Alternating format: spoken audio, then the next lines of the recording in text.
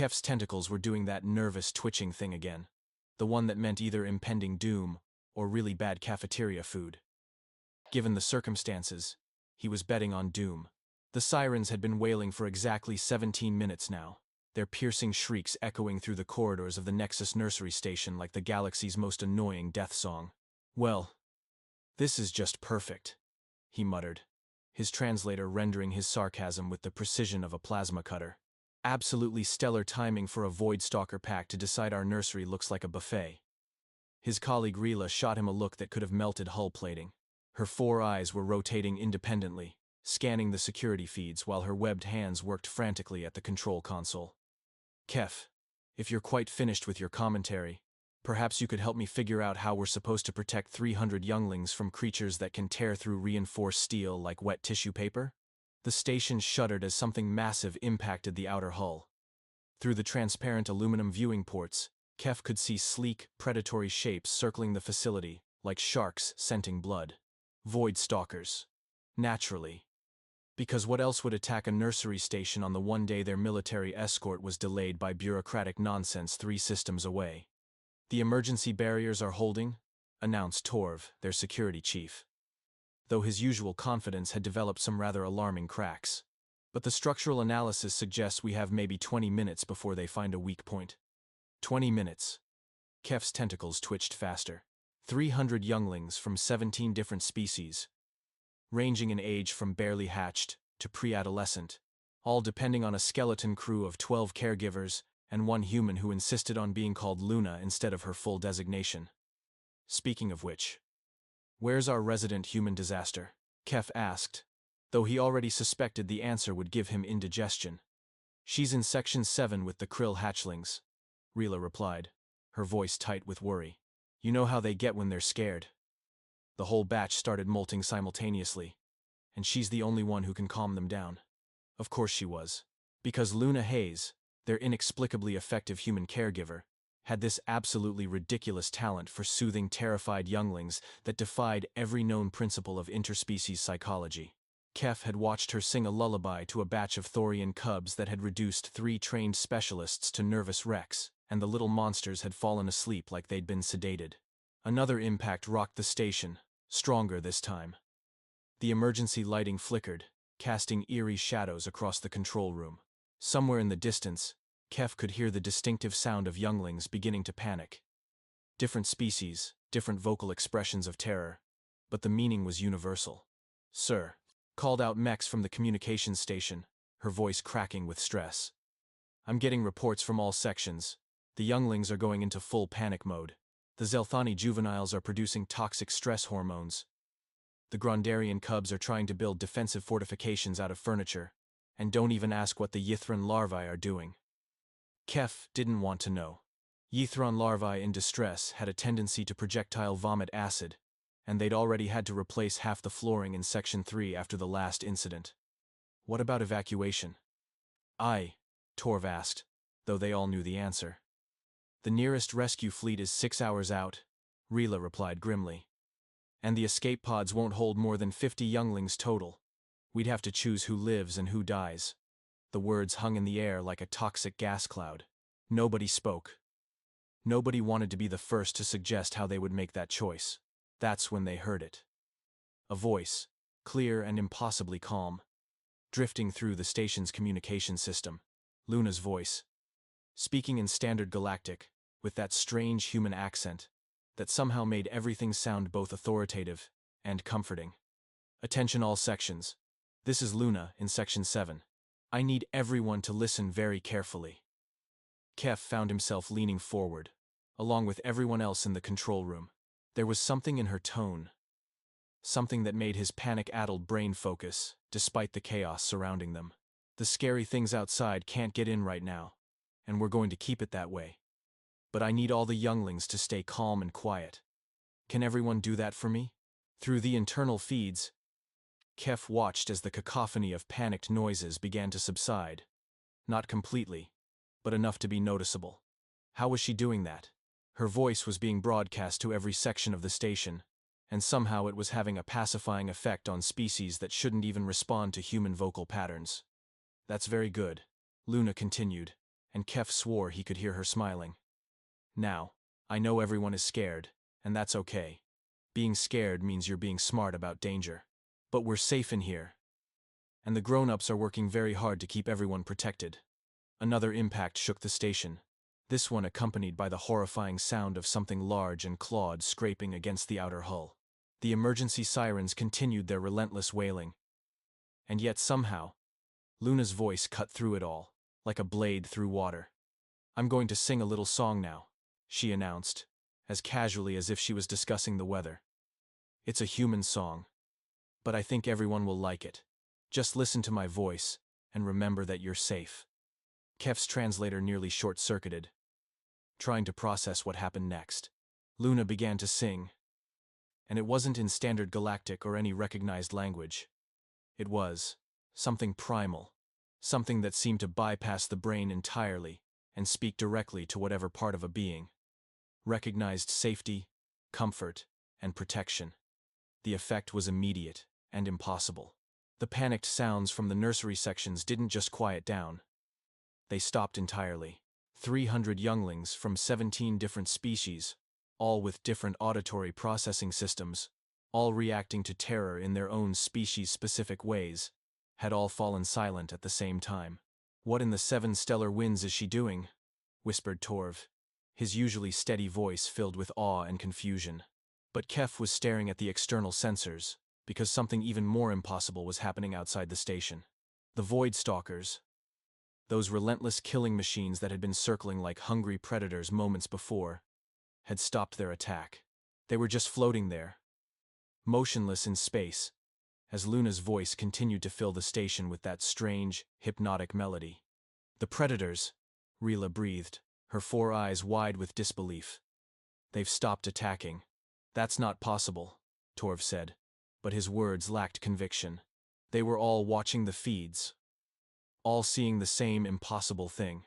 Creatures that had never shown mercy, never demonstrated anything but pure predatory instinct, were hanging motionless in the void, as if they'd been paralyzed. Luna's song continued, rising and falling in patterns that seemed to follow some ancient rhythm that predated civilization itself. And with each note, with each perfectly modulated phrase, the threat outside grew more distant, more manageable. "How is she doing this?" Mex asked, her voice barely above a whisper. Kef's tentacles had stopped twitching. In fact, he realized with a start, he felt calmer than he had in hours. Luna's voice wasn't just affecting the younglings and the predators outside. It was having the same inexplicable effect on the adult crew. "She's not just singing," he said slowly, the understanding dawning on him like a supernova. "She's doing something else. Something that affects every living thing within range of her voice." The station's sensors confirmed what they were all witnessing. The Void Stalkers weren't just motionless. Their biosignatures showed they were entering some kind of hibernation state. Their hunting instincts, their territorial aggression, their basic predatory drives were all being suppressed by whatever Luna was doing with her voice. "Sir," called out one of the junior staff members, "the military escort just reported in. They'll be here in 45 minutes. 45 minutes. More than enough time." If Luna could keep this up. But even as Kef felt relief washing over him, a part of his mind was racing with the implications of what he was witnessing. Humans were supposed to be the galaxy's newest species, barely out of their home system, primitive compared to civilizations that had mastered space travel for millennia. And yet one human woman was single-handedly neutralizing a pack of the galaxy's most feared predators using nothing but her voice. What exactly were they dealing with when it came to humans? What other capabilities did they possess that nobody had bothered to document? And why did Luna Hayes, a simple nursery caregiver, seem to have access to abilities that defied everything they thought they knew about interspecies communication? Luna's song reached a crescendo that seemed to resonate through the station's very structure, and Kef felt his concerns fade into the background. Whatever answers awaited them, they would have to wait. Right now, all that mattered was that the younglings were safe, the predators were neutralized, and somehow, impossibly, a human voice had turned a disaster into salvation. "Sir." Mex's voice cracked with excitement as she monitored the internal feeds. "The Thorian cubs in Section 2 have stopped their territorial displays and are actually cuddling With the Zelthani juveniles? Kef's tentacles nearly tied themselves in knots. Thorian cubs and Zelthani juveniles were natural enemies, their species having fought wars for centuries over territorial disputes. Getting them to coexist peacefully in the same facility required careful scheduling, separate meal times, and enough diplomatic protocol to choke a space whale. That's biologically impossible, Torv muttered. But his eyes were glued to the security feeds showing the unprecedented sight. Their pheromone markers should be triggering aggressive responses automatically. Tell that to Luna, Rila said dryly, gesturing at another screen where Grondarian cubs were sharing their hoarded food supplies with Yithran larvae. Because apparently human vocal patterns can override millions of years of evolutionary programming. The song continued, weaving through harmonies that seemed to speak directly to something deeper than consciousness. Kef found himself wondering if this was what those ancient philosophers meant when they talked about the universal frequency, that theoretical vibration that connected all living things across the galaxy. Wait a minute, he said suddenly, his analytical mind finally catching up with the impossible events around them. Pull up Luna's personnel file. Stead. Now. Mex's fingers danced across her console, bringing up the standard employment documentation. Luna Hayes, human female, age 26 standard years, previous employment at Terra Childcare Services, psychological evaluations all normal, no unusual. No. Dig deeper. Kef interrupted, his tentacles twitching with growing excitement. Background checks, education records, medical history, everything. The deeper files painted a picture that made Kef's 3 hearts skip beats in synchronized confusion.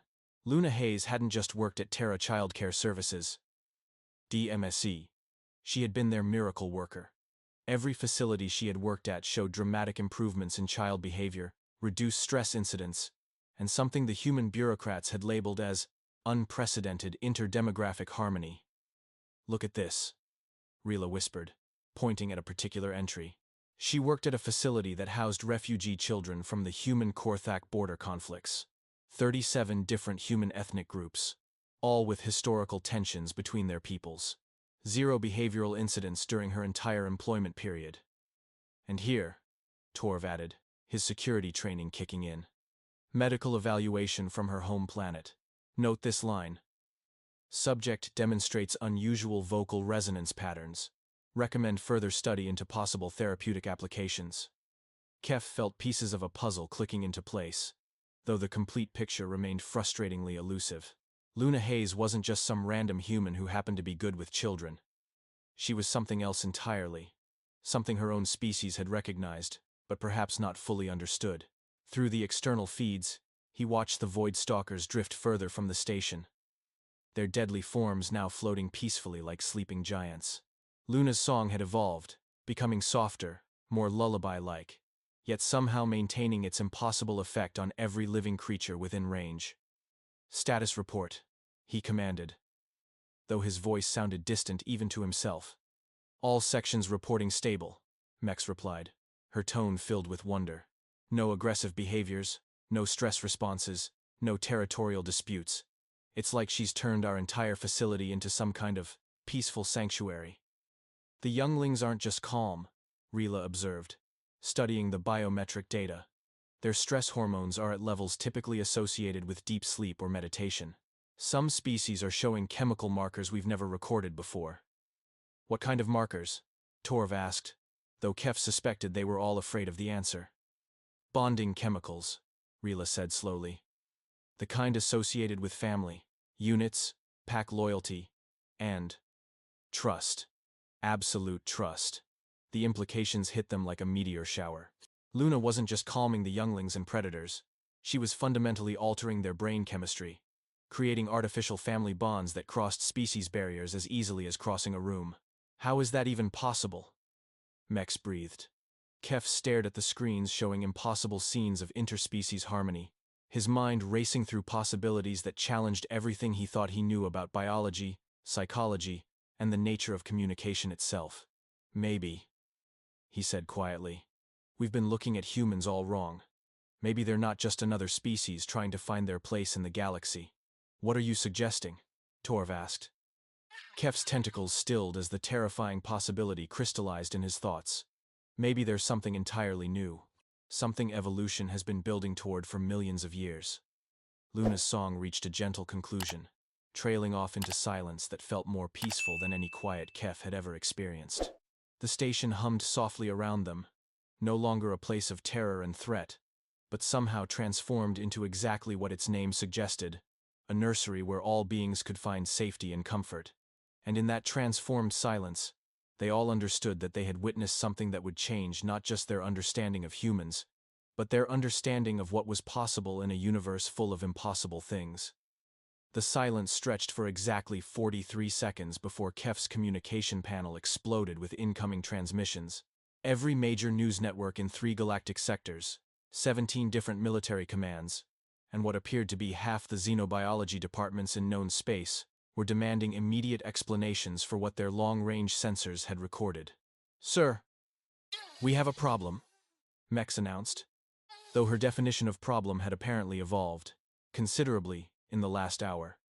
"The Galactic Defense Force is requesting permission to send a research team, also the Hegemony Science Council, and the, Cosmic Void, the Interdimensional Studies Institute." Kef felt his tentacles start their nervous dance again. The Interdimensional Studies Institute only got involved when reality itself was having technical difficulties. "Tell them we're conducting routine maintenance and our communication arrays are experiencing temporary malfunctions," he ordered. Though he suspected that excuse would hold about as much water as a perforated airlock. "Already tried that, sir. They're tracking our biosignatures through subspace resonance fields. They know every living thing on this station is operating at biochemical levels that shouldn't be physically possible." Of course they were. Because apparently Luna Hayes didn't just sing lullabies. She rewrote the fundamental laws of neurobiology while humming. A soft chime indicated someone approaching the control room, and Kef turned to see Luna herself walking through the doorway as if she hadn't just performed the galactic equivalent of turning water into wine. She looked exactly like what she was supposed to be. A tired human female in nursery staff coveralls, her blonde hair slightly messed from wrestling with excited younglings. "Hey everyone," she said cheerfully, completely oblivious to the existential crisis she had just inflicted on 4 different species' scientific communities. "The little ones are all settled down for nap time, though I think we might need to expand the friendship circles. Apparently the Korthak hatchlings want to start a singing group with the vegan larvae." Rila's 4 eyes performed what could generously be called a complete malfunction. "The Korthak hatchlings want to sing? Korthaks don't sing. Korthaks communicate through subsonic growls and territorial chest beating." "Well, they're humming now," Luna replied with that insufferably pleasant human smile. "Little Grex has quite the talent for harmony, actually. You should hear him try the chorus from Stellar Wind Lullaby." Kef's translator gave up entirely and started producing small puffs of smoke. "Luna," Torv said carefully, employing the tone typically reserved for diffusing explosive devices, "what exactly did you do out there?" "Sang to the kids," she replied, as if stating that water was wet or that space was big. "They were scared, so I sang them a calming song. Standard childcare protocol. Standard for humans, maybe," Kef muttered, though he was beginning to suspect that nothing about humans qualified as standard by any reasonable definition. "What song did you sing?" Rila asked, her scientific curiosity overriding her common sense. "Our translation systems couldn't process the language." Luna's expression shifted slightly, becoming thoughtful in a way that made Kef's survival instincts start screaming warnings. "Oh, it wasn't really a language. More like, well, it's hard to explain. My grandmother taught it to me when I was little. She said it was something her grandmother taught her, passed down through our family for generations." "Human family traditions don't typically pacify apex predators," Torv observed dryly. "Don't they?" Luna asked, and there was something in her tone that suggested she genuinely didn't understand why that would be unusual. "I thought everyone could do that." "Well, everyone who really cared about taking care of others." The innocent confusion in her voice was somehow more terrifying than any threat the Void Stalkers had posed. She wasn't trying to hide some incredible ability, she literally didn't realize she possessed one. "Luna," Kef said slowly, "how many other humans can do what you just did?" "Do what?" "Make 300 younglings from 17 different species stop panicking simultaneously." Luna blinked. I, well, I mean, any good caregiver should be able to comfort frightened children, right? Wrong. So incredibly, fundamentally wrong that Kef felt his worldview reshaping itself in real time. What about the Void Stalkers? Mex asked quietly. What about them? They stopped attacking when you started singing. Luna's face lit up with genuine delight. Oh, they did? That's wonderful. I was hoping they would understand that this was a safe place. Poor things were probably just confused and hungry. Poor things. She had just referred to the galaxy's most feared bioweapons as poor things. Sir, came a new voice from the doorway. Commander Vex, from the approaching military escort, stood there, her expression suggesting someone who had watched their entire understanding of physics pack its bags and relocate to a different dimension. Commander? Kef acknowledged, grateful for the interruption before his brain finished its complete reorganization. We monitored the entire incident from our approach vector, Vex said, her eyes never leaving Luna. Our sensors recorded acoustic patterns that shouldn't be possible from any known vocal apparatus. Oh, you heard the singing? Luna asked brightly. I hope it wasn't too loud. Sometimes I get a bit carried away with the harmonies. Vex's expression suggested someone trying to explain quantum mechanics to a particularly optimistic houseplant. Miss Hayes, our analysis indicates your vocal output was producing subsonic frequencies that can't be generated by human throat structure. Really? That's interesting. Grandmother always said I had unusual range. The understatement was so profound that Kef felt something inside his brain make a small popping sound. We need to run some tests, Vex continued. Medical scans, psychological evaluations, acoustic analysis. Will it hurt the children? Luna interrupted, her voice taking on a protective edge that made everyone in the room unconsciously step back. No, of course not, but… Then I'm not interested, Luna said firmly. I have younglings to take care of, and they need consistency in their routine. Maybe after they all go home to their families. The casual dismissal of what was probably the most important scientific opportunity in galactic history left everyone staring. Luna seemed to take their silence as agreement and headed back toward the door. Oh, by the way, she added cheerfully, I think we should probably set up some regular singing sessions. The kids really seemed to enjoy it. And I noticed they were getting along better afterward. Team building through music. You know? She vanished back into the corridor, leaving behind a control room full of beings trying to process the implications of team building through music when applied to species that had been at war for millennia. Sir, Mex whispered, the external sensors are showing the Void Stalkers moving away from the station. They're not fleeing or retreating. They're migrating? In formation? The screens confirmed it. The pack of deadly predators was moving through space in a coordinated pattern that suggested purposeful travel rather than random hunting behavior. Where are they going? Torv asked. Based on their trajectory, Rilla calculated quickly. Toward the sanctuary worlds, in the outer rim, the designated safe zones for endangered species rehabilitation.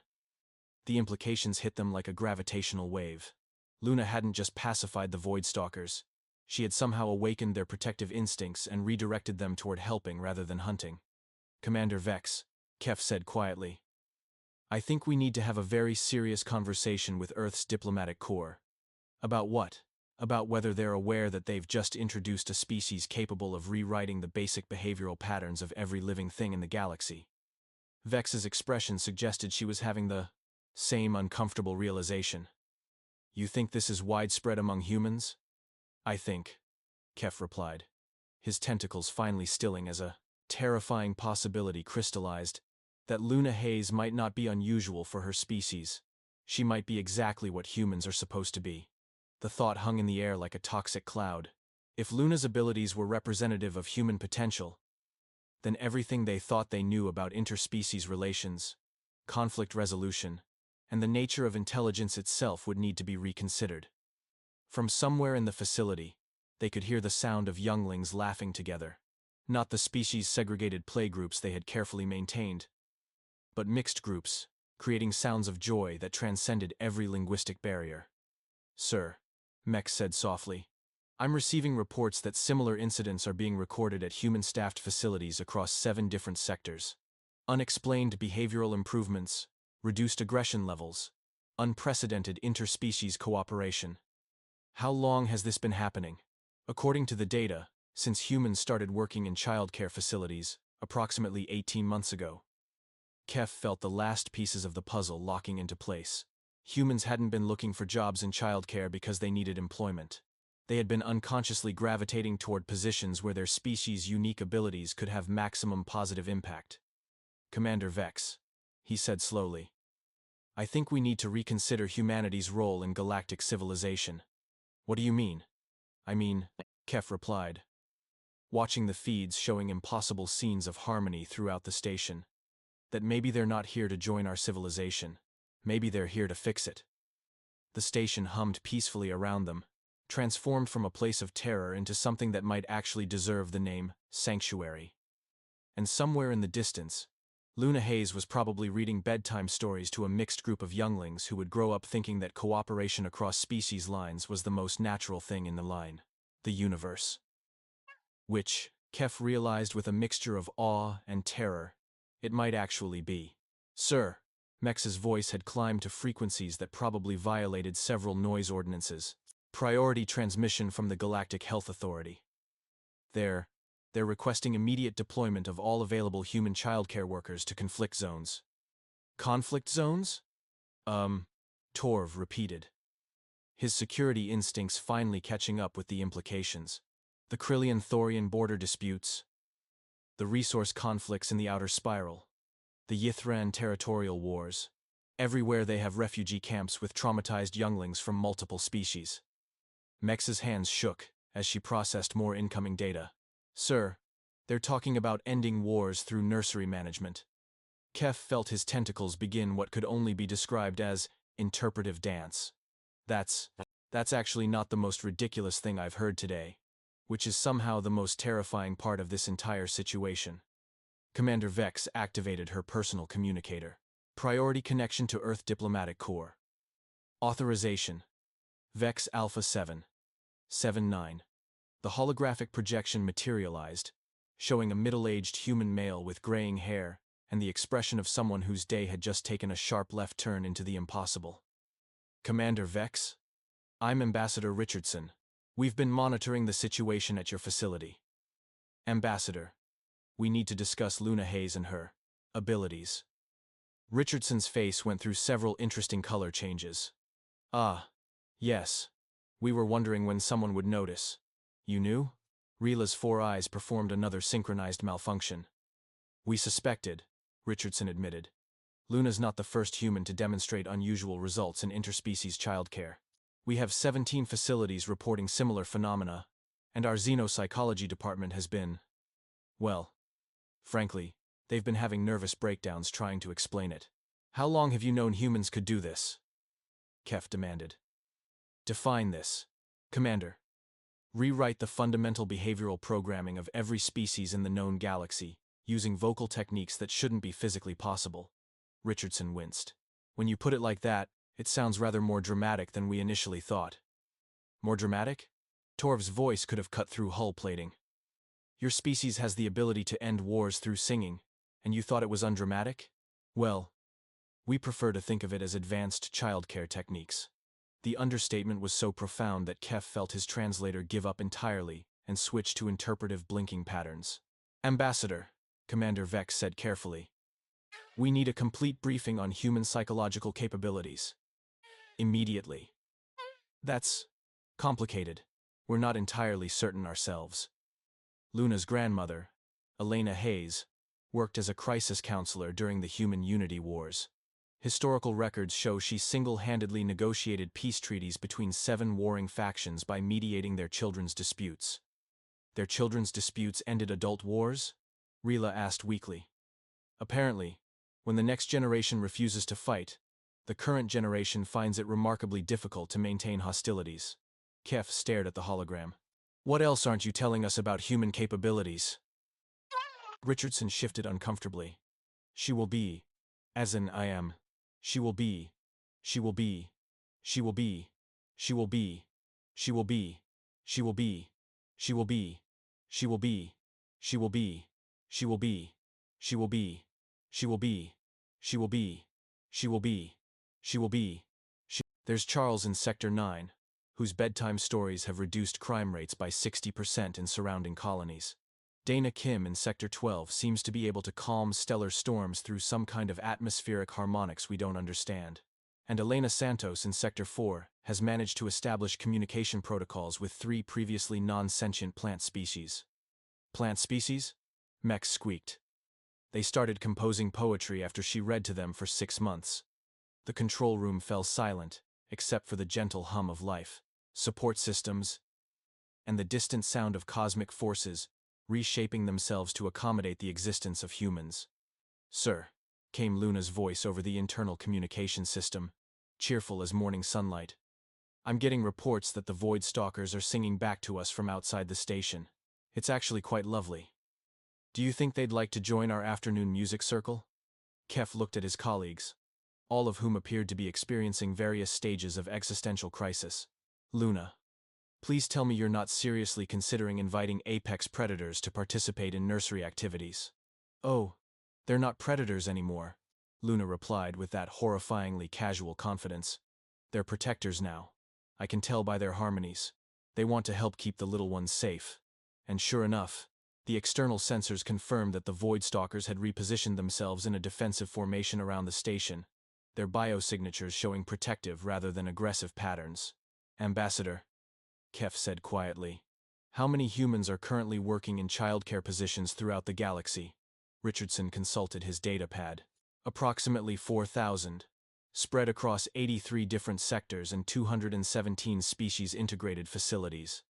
And they're all demonstrating these abilities?" "To varying degrees, yes.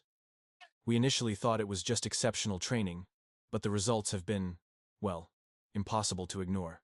Commander Vex leaned forward. "Ambassador, are you telling us that humanity has accidentally deployed 4,000 individuals capable of fundamentally altering interspecies relations across the galaxy? We prefer to think of them as really good babysitters." The communication ended, leaving the control room in stunned silence. Through the viewing ports, they could see the Void Stalkers moving in graceful patterns that looked almost like a dance, their deadly forms now serving as gentle guardians for a facility full of sleeping younglings. "Sir," Torv said slowly, "what do we do with this information?" Kef looked around at his crew, all of whom were staring at him with expressions that suggested they expected him to somehow make sense of a universe where humans could accidentally evolve into galactic peacekeepers through superior childcare techniques. "We do our jobs," he said finally.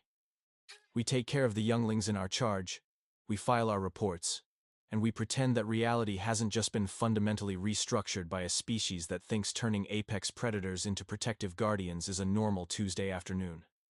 And if the galactic powers demand more information?" Rila asked. "Then we tell them the truth. That Luna Hayes is exactly what she appears to be, a dedicated caregiver who wants all children to feel safe and loved. It's not her fault that the universe apparently considers that a revolutionary concept worth rewriting physics to accommodate." From the nursery sections came the sound of mixed species laughter, the kind of joyful noise that had never before been recorded in the galaxy's scientific databases.